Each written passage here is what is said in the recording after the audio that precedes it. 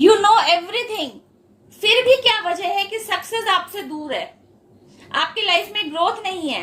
आपके अंदर सारे प्लस पॉइंट्स होने के बावजूद, जिंदगी में आ रहे उतार चढ़ावों से डील करने में सक्षम होने के बावजूद, सारी नॉलेज होने के बावजूद, अगर सक्सेस आपके पास नहीं है, अगर ग्रोथ अभी तक आपकी लाइफ में नहीं आई है, तो इसका एक ही मतलब है, न तो आप बार बार एफर्ट डालते रहने से घबराते हैं, आप मेहनती हैं, ना ही आप बार बार मिल रहे फेलियरशिप से घबरा रहे होते हैं, मतलब आप करेजियस भी हैं, ना ही आप कच्चे कान के हैं कि किसी के भी उकसाने में आकर उछल जाए, ओवर रिएक्ट कर दें।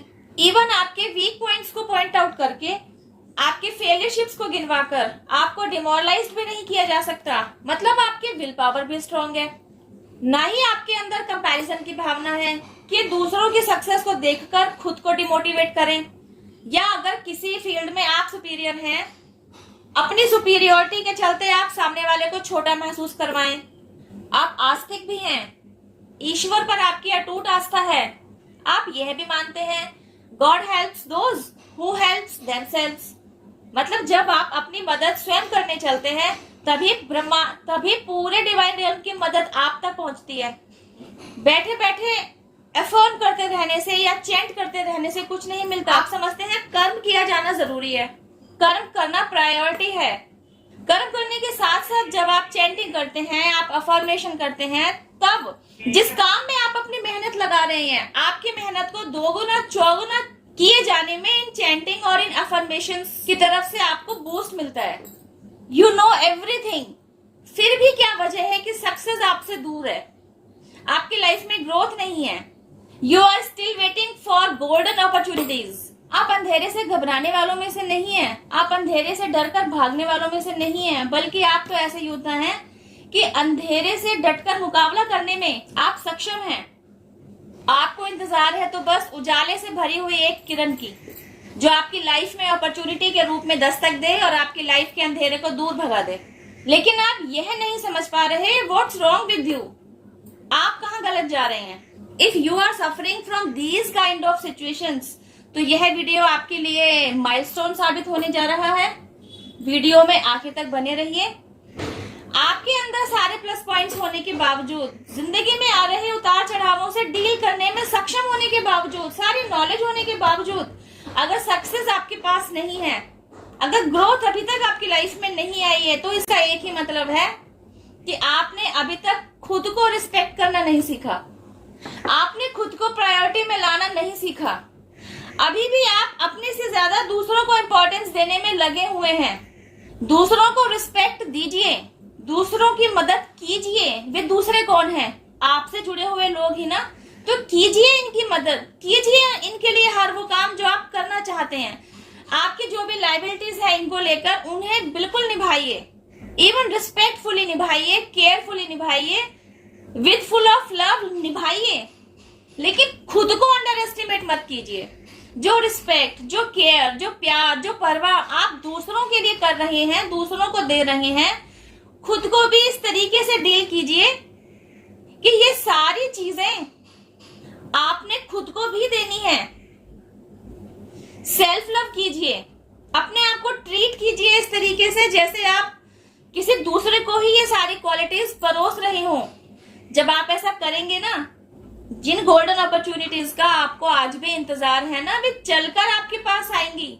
चलिए समझते हैं आपकी लाइफ में सक्सेस ना आने के पीछे की गुत्थी क्या है। आप एक डिवाइन सोल हैं, आप प्योरिटी से पूरी तरह भरे हुए हैं। इमोशनल लेवल पर खुद से जुड़े लोगों के साथ सिचुएशंस को डील करने में आप पारंगत हैं। बहुत अच्छे से आप इमोशनल लेवल पर सामने वाले को ट्रीट करते हैं, लेकिन खुद को क्या कर रहे होते हैं?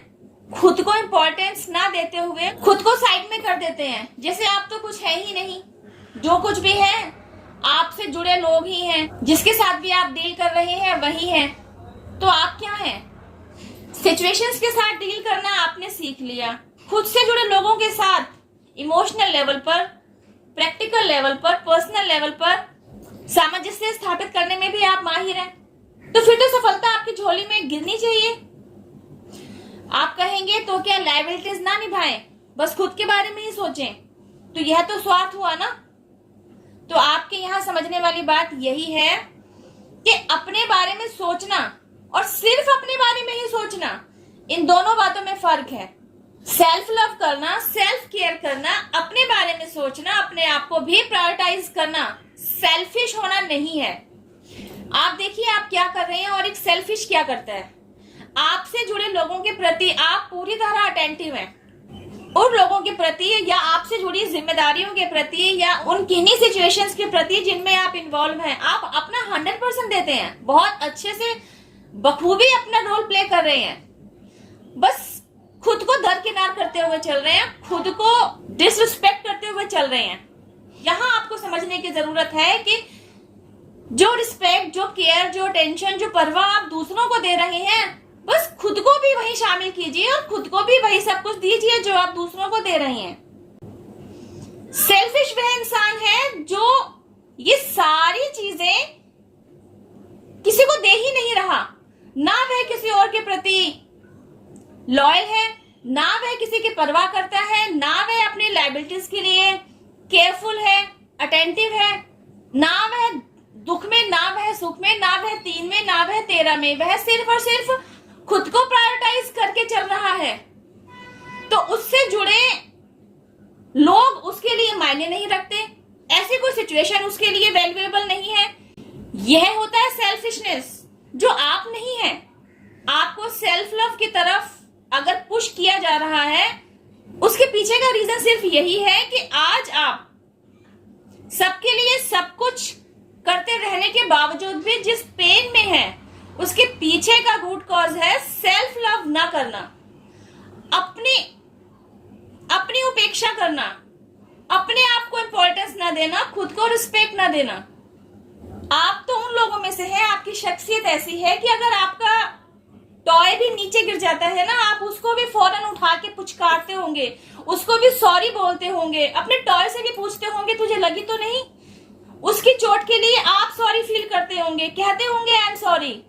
किन्हीं सिचुएशंस के चलते, किन्हीं लोगों की वजह से जब आप पेन में आते हैं, तब आप खुद को पैम्पर करना भूल रहे होते हैं। जब आपका दिल टूटता है, आपके दिल पर कोई बोझ आता है, तब आप रोने की तरफ जाते हैं, आप हल्का होना चाहते हैं, आप सैड सॉन्ग सुनते हैं।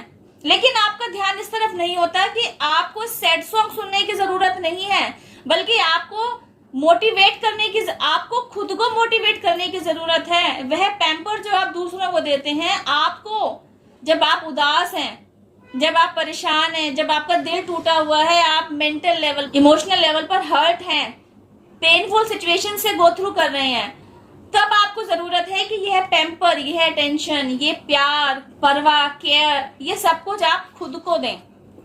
जब आपके बच्चे को खेलते हुए चोट लग जाती है, उसके घुटने से खून आने लगता है, तो आप किस तरह उसको पैम्पर करते हैं। वह रो रहा होता है, पहले उसको चुप करवाते हैं, उसके आंसू पोंछते हैं, उसका ध्यान उस चोट पे से हटाने की कोशिश करते हैं, उसका माइंड डाइवर्ट करते हैं।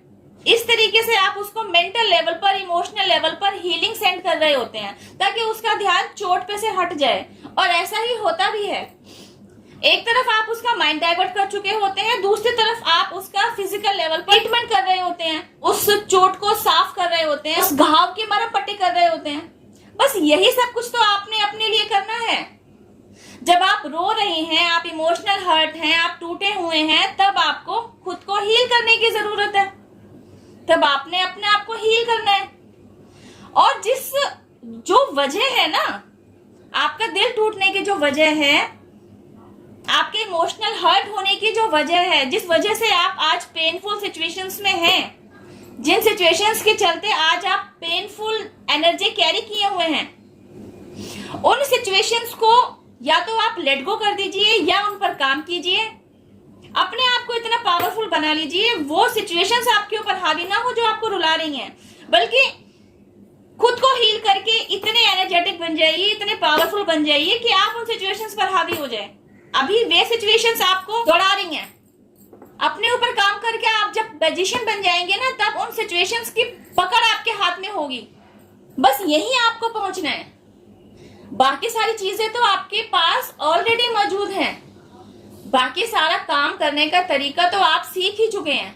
बस जैसे ही आप खुद के प्रति अटेंटिव होते हैं ना, तो ये खड़ी सक्सेस ये भी चल के आपकी झोली में आ जाती है। क्योंकि आप खुद को प्यार कर रहे होते हैं, खुद की रिस्पेक्ट कर रहे होते हैं, खुद को प्रायोरिटाइज करना सीख लिया होता है। तो ये सामने खड़ी सक्सेस भी चल के आपकी ही झोली में आती है। उसको भी समझ में आता है कि मैं इस इंसान के पास जा रही हूं, यह भी मेरी परवाह करेगा, मुझे संभालेगा, मेरी रिस्पेक्ट करेगा। बस यही कुछ मेहनत आपने अपने ऊपर भी करनी है।